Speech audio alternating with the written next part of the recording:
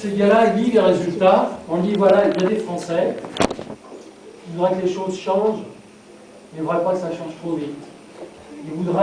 Ils ont peur. En 1980, discuter avec vos parents, il y avait aussi votre grand-mère, si elle était un petit peu, elle avait peur, elle avait connu la guerre, et là elle se disait, si je vote pour Mitterrand, il va y avoir les communistes, il y a eu les communistes, hein. Et elle se disait, si les communistes viennent, ils vont voler mon argent, ils vont violer les petites filles, ce sera la fin du tout. Les gens disaient ça. Et donc il fallait rassurer le consommateur au moment du choix. Qu'est-ce qu'on a fait? Vous regarderez sur Internet la campagne de pub de Mitterrand de 81. On a fait des 4x3. Avec là, il y avait une sorte de petite colline, des prairies, des petits arbres, voilà, machin. Là, qu'est-ce qu'on a fait? On a mis un clocher, on a mis un petit village. Le petit village au fond de la vallée. Ah non, avec le clocher. On a mis un clocher. S'il y a quelque chose qui rassure le français, c'est le clocher. C'est quoi donc?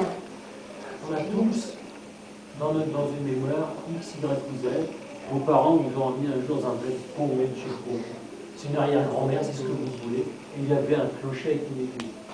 Ça, c'est une valeur partagée par tous. Ok, tu veux ça? Jamais. Ensuite, qu'est-ce qu'on a fait? On a travaillé sur le ciel. Le ciel a été travaillé de la façon suivante.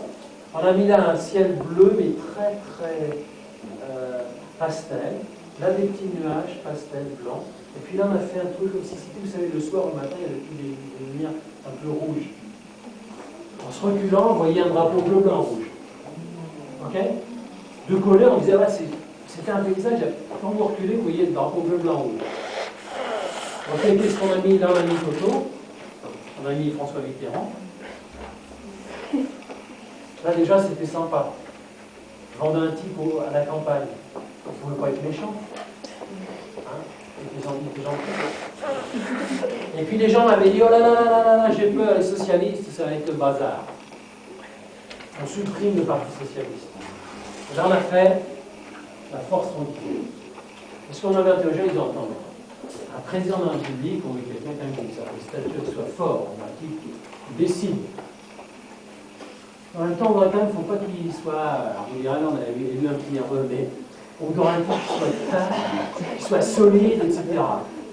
Et qu'est-ce qu'on a fait? On a élu, ça c'est ces gars-là qui l'a fait. Hein. Donc il a fait la force tranquille. Il a été élu. Ok? On nous a vendu, je vous rassure, on nous a vendu la force tranquille comme on aurait vendu un camembert. Alors bien sûr, après les gens ont dit non, non, non, non, non, quand on a voté, c'est juste qu'on avait lu le programme. Qui avait lu le programme en 80? Qui a lu le programme en 2005? Qui a lu le programme en 2002? Qui a lu le programme en personne? Vous prenez 3-4 trucs dans un journal, le type qui vous fait à la télé ou des choses que je n'ai pas. C'est ça la réalité. Ce que je vais vous dire, ça c'est Katla qui a fait ce boulot-là. C'est un énorme travail. Ok? Ce que je voudrais quand même vous dire, c'est que Katla, donc il bossait. Le rival de Katla, c'est Akofrenka. Akofrenka travaille pour la droite. Et la Akofrenka, elle a bossé, elle a fait Chirac. Et eux, ils ont fait ça. Alors, ils n'ont pas toujours gagné, parce que Chirac a pris quand même quelques restes, mais je vous rappelle une chose, c'est quand même la Akofrenka qui a sorti l'histoire de la pomme. Vous vous rappelez Chirac et la pomme? C'est quand même. Expliquez-moi pourquoi vous prenez une pomme et que vous vendez un homme politique. Essayez de m'expliquer de façon rationnelle aujourd'hui pourquoi vous mettez une pomme et vous dites je vais voter Chirac. Vous êtes bien d'accord que ça ne tient pas debout. Vous êtes ok que ça ne tient pas. Sauf que, en travaillant sur des styles de vie, si on essaiera de voir ça, on fera nos enquêtes en deuxième semestre, vous verrez ce que l'on appelle les top of mind. Et quand je parlais avec vous, je vais demander qu'est-ce que ça évoque avec vous. Et il se trouve que la pomme est un fruit extrêmement fédérateur en France. Et il y a un type qui ne s'est pas gêné, qui se l'est approprié. Bien sûr, c'était les hommes de communication, les Chirac, etc. Je n'ai pas dit qu'il avait respecté tout comme Mitterrand, il a fait aussi des bêtises. Et nous, après, on nous a vendu la génération Mitterrand, je ne sais pas ce que c'est. Ok? C'est pas en travaillant sur cette partie-là extrêmement rationnelle. Là, c'est une autre forme de rationalité. Et les gens, ils ont des notions de style de vie.